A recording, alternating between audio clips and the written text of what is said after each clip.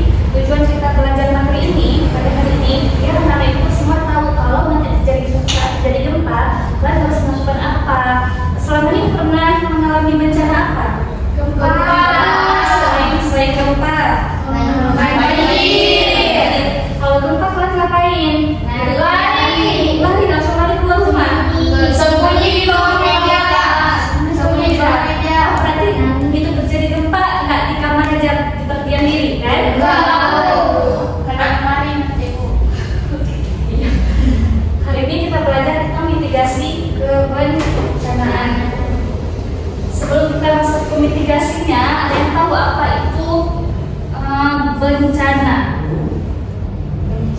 Bencana.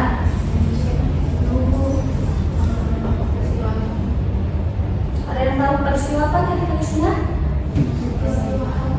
Peristiwa alam yang dapat merusak ataupun tidak merusak Ibu. Ya, pintar suci. Jadi dikatakan bencana itu ada tiga. Yang pertama, ketika terjadi suatu peristiwa yang dia dapat merusak ataupun mengancam, itu dikatakan bencana. Kemudian apa tadi, merusak. Terus yang kedua, ketika bencana itu dapat mengganggu kehidupan masyarakat. Contohnya jika terjadi bencana banjir, itu terganggu semua ya masyarakat di sekitar itu. Nanti mengganggu kehidupan.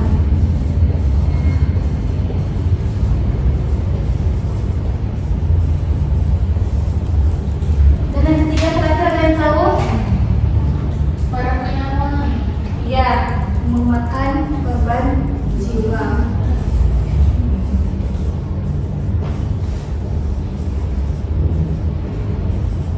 Nah, jadi apabila jika terjadi suatu peristiwa yang terdapat terjadi ketiga aspek ini, maka dikatakanlah sebuah bencana. Tapi apabila tidak terjadi ketiga aspek ini, maka belum bisa dikatakan sebuah bencana. Kemudian bencana itu ada terbagi lagi menjadi beberapa jenisnya. Yang pertama bencana alam. Bencana alam. Yang kedua bencana sosial. Bencana apa? Sosial. Bencana yang ketiga yang bencana alam. Bencana non alam. Bencana alam apa contohnya? Kalau bencana non alam, Kebakaran Bu. misalnya kayak ini Bu, konflik apa itu sosial. Ibu, kayak tahun berapa kemarin yang ada COVID. Iya, COVID bencana non alam. Sekarang yang lagi kita sekarang penyakit apa? Jadi kita sekarang sedang mengalami bencana non alam. Dan yang ketiga itu ada bencana sosial. Contohnya konflik antara masyarakat, transfer wilayah ataupun antara masyarakat. Itu bencana sosial ya. Kemudian kita bahas bencana, kita masuk kepada mitigasi.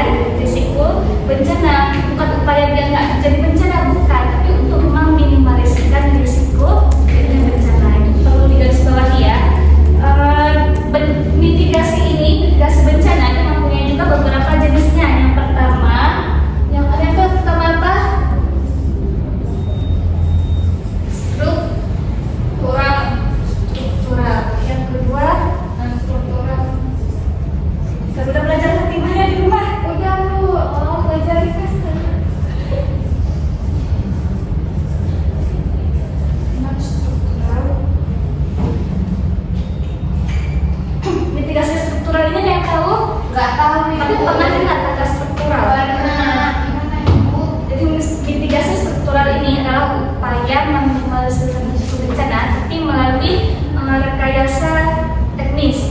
Jadi di struktural ini dibangunlah sebuah bangunan, contohnya bangunan waduk, meminimalisirkan terjadinya bencana, risiko bencana banjir, itu struktural, itu berupa bangunan. Tapi kalau yang non struktural ini berupa yang bukan bangunan, contohnya pengedukasian kepada masyarakat, itu mitigasi berupa non struktural. Kemudian kesiapsiagaan masyarakat jika bencana itu terjadi, contohnya itu ada pelatihan. Jadi kan ada wilayah-wilayah yang dekat dengan laut, itu kan lebih rentan terjadinya risiko tsunami, gempa bumi. Nah, jadi di mitigasi struktural ini itu diajarkan bagaimana cara kita untuk jika terjadi risiko itu kita harus ngapain, kita harus berlari kemana.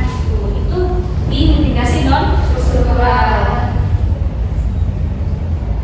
Kemudian kan kalian ada tahu beberapa macam contoh bencana, gempa, kemudian Gunung meletus Ibu.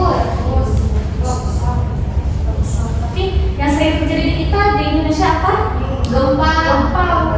Banjir. Kebakaran hutan, Bu. Ya. Ini lihat ya. Yang di belakang lihat ke meja ya.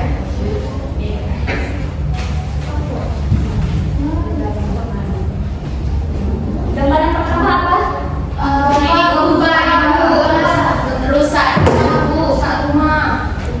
Iya, gambar yang pertama itu gempa bumi. Jadi karena kita belajar tentang mitigasi, tapi kita lebih membahas kepada mitigasi gempa bumi. Kalau terjadi gempa, tapi nggak semuanya dapat merusak gempa bumi, nggak dapat merusak bangunan ya kan? Tergantung dengan kekuatan bangunannya. Kalau 5 skala Richter ke atas, rusak. Tapi kalau 5 skala Richter ke bawah, nggak semua bangunan harus ya. Nah, jadi ketika terjadi gempa bumi, apa yang mau kita lakukan mitigasinya? Lari, Bu. Enggak, kan terjadi gempa bumi, yang pertama kali kita lakukan bukan keluar rumah, tapi berlindung di Bawah meja. kolong meja. Tujuannya Kalau jatuh itu Bu, kalau jatuh atap nggak mimpi.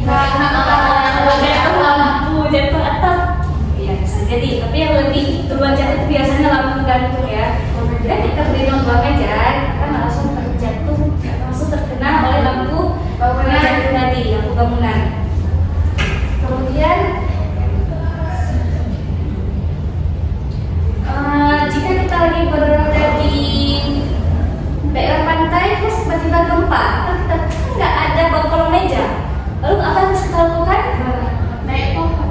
Ke lapangan terbuka. Berlari ke lapangan terbuka dan berlari ke daerah yang lebih tinggi. Biar apa? Jika suatu saat terjadi tsunami, kita tidak terendam oleh air tsunami. Itu tujuannya. Dan gambar kedua apa? Gunung meletus. Gunung meletus. Pernah terjadi di daerah kita nggak? Enggak ya. Mana terjadi di mana? Di Medan. Di gunung apa? Sinabung. Ya.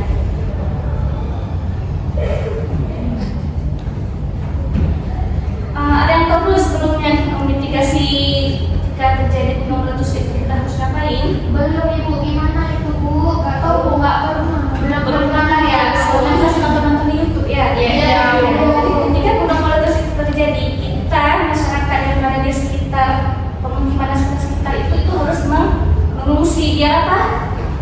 Biar nggak kena. Biar tidak terkena erupsi dari gunung meletus itu. Kemudian jika terjadi gunung meletus itu ada beberapa statusnya. Dan di gunung berapi itu ada 4 tanda peringatan. Pertama, nanti di sini berwarnanya dia berwarna merah. Itu berwarna merah itu level yang keempat. Yang dimana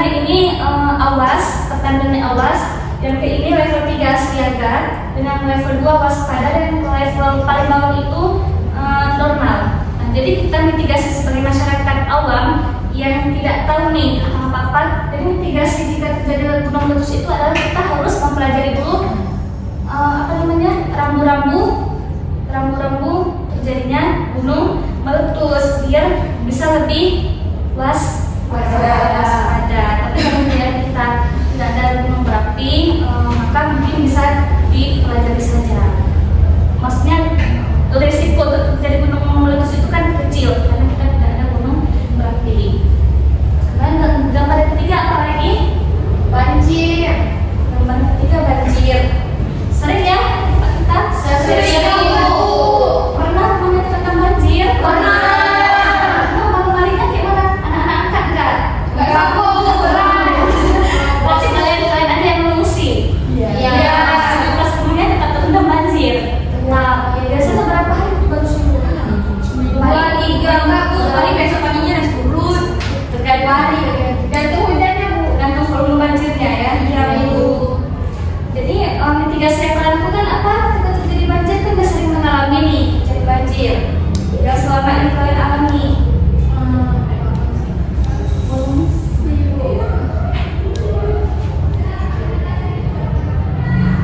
Apa? Mengungsi. Pertama mengungsi. Oke. Tapi sebelum mengungsi ada matikan semua listrik kak? Ada Bu. Ada yang mematiin. Nah sebelum kita